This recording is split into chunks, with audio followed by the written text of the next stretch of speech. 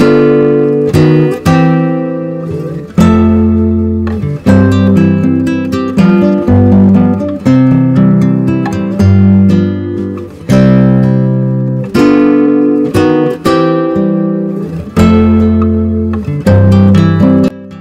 Afternoon. এই ভ্লগটা বিকাল দিকেই শুরু করলাম।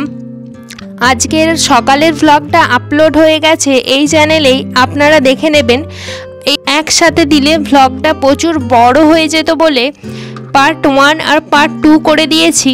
এটা বিকালে দুপুরবেলা খাওয়া দাওয়া করে নেওয়ার পর একটু রেস্ট নিয়েছিলাম।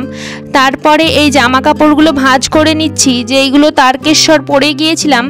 আগের দিন ধুয়ে দিয়েছিলাম কিন্তু রোদ থাকেনি বলে একদমই শুকায়নি। আজকে একটু রোদ উঠেছে তাই জামা কাপড়গুলো শুকিয়ে গেছে। যেতে বিকালবেলা আমি এগুলো ভাঁজ করে তুলে রেখে দিচ্ছি। আর ওইদিকে ক্যামেরার ওই পাশে আপনাদের দাদাভাই বসেছিল, তো ওর সাথে কথা বলছিলাম আর জামা কাপড়গুলো ভাঁজ করছিলাম। আপনাদের দাদাভাইকে বলছিলাম যে এই হাফাতা গেঞ্জিটা খুব সুন্দর হয়েছে। আর সবাই যখন জল ঢালতে যাচ্ছিল তখন সব এক কালারের এক লেখা মহাকালের জামা পরে যাচ্ছিল, দেখতে কিন্তু খুব সুন্দর লাগছিল। এক এক করে সব জামাগুলো ভাঁজ করে নিচ্ছিলাম। আর ওইদিকে আমার বিকালের যে কাজ, ঝাঁটফাট দেওয়া, বাইর ঝাঁট দেওয়া, এগুলোও সব কমপ্লিট হয়ে গেছে। তারপরে একটু কাস্টমার কাজ দিয়ে গিয়েছিল, সেটাই বসে বসে সেলাই করছিলাম। হুক ঘর আর হুক বসানো এই দুটোই দিয়ে গিয়েছিল। আর খুব তাড়াতাড়ি চাই, মানে আজকে দিয়েছে আজকেই চাই এরকম কাজ দিয়েছে। যেদিন আবার কাজের বেশি তাড়া থাকবে সেই দিনই আবার কাজ এসে হাজির হয়ে যায়। এইদিকে এটা তাড়াতাড়ি করে সেলাই করছিলাম।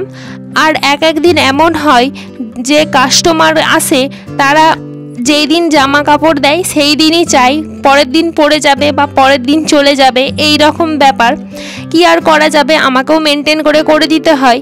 আর এই একটা কাজ দেখছেন, এইটা আজকে দিয়েছে, আবার কাল বাদ পরশু দিনই চাই।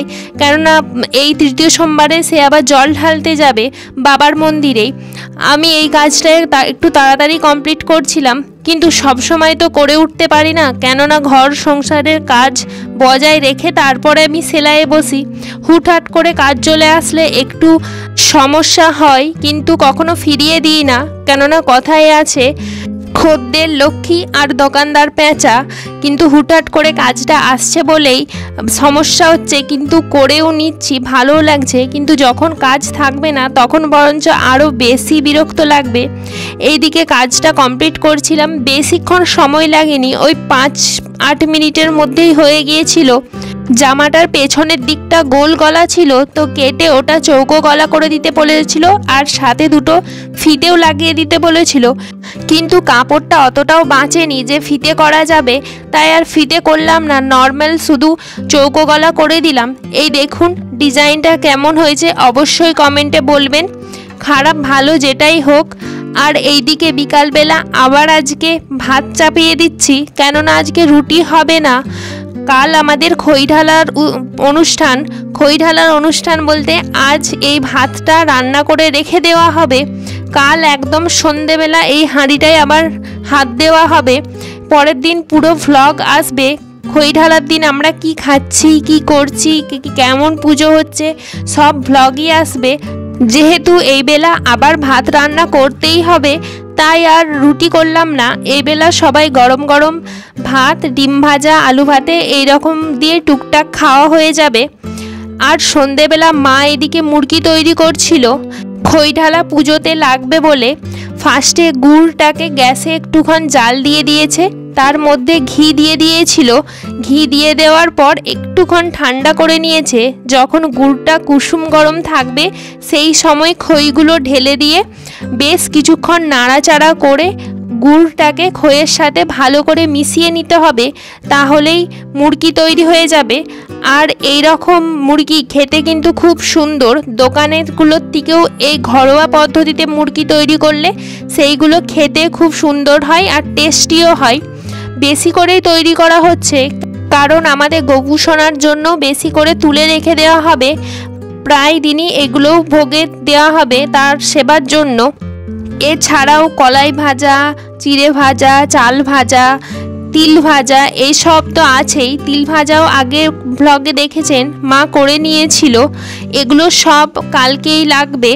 আপনারা পুরো কালকের ব্লগটা দেখলে তারপরেই জানতে পারবেন। গুড়ের ওপর খইটা দেওয়ার পর ঘন ঘন নাড়তে হবে, নইলে কিন্তু এক জায়গায় খইটা রয়ে গেলে একদম মোলা পাকিয়ে মিয়ে যাবে। সেই কারণে মা ঘন ঘন নাড়ছিল। আর গুড়টা তো চ্যাটচ্যাটে কোড়াতে বসে যেতেও পারে, তাই ঘন ঘন নাড়তে হবে, তাহলে খইটা কিন্তু খুব সুন্দর গুড়ের সাথে মিশে যাবে। এইদিকে মা মুরগিটা তৈরি করে নিচ্ছিল, আর আমি সন্ধে দেখাতে চলে গিয়েছিলাম। সন্ধে দেখিয়ে মা মুরগি তৈরি করে এক সাইডে রেখে দিয়েছিল। সেইখান থেকে কিছুটা মুরগি তুলে নিলাম গোপু সোনার জন্য। ওকে আজ মুরগি দিয়েই সেবা দেব। এদিকে গোপু সোনাকে মুরগি দিয়ে সেবা দিয়ে দিলাম, আর তারপরে শয়নও দিয়ে দিলাম। আজকের ভ্লগটা এখানেই শেষ করলাম। সবাই ভালো থাকবেন, সুস্থ থাকবেন। আর যদি ভ্লগটা ভালো লাগে অবশ্যই লাইক, কমেন্ট, শেয়ার করবেন এবং পাশে থাকা বেল আইকনটি বাজিয়ে নোটিফিকেশানটা অন করে দেবেন, যাতে আমি ভিডিও আপলোড করার পর আপনার ফোনে সরাসরি নোটিফিকেশান চলে যায়। ধন্যবাদ।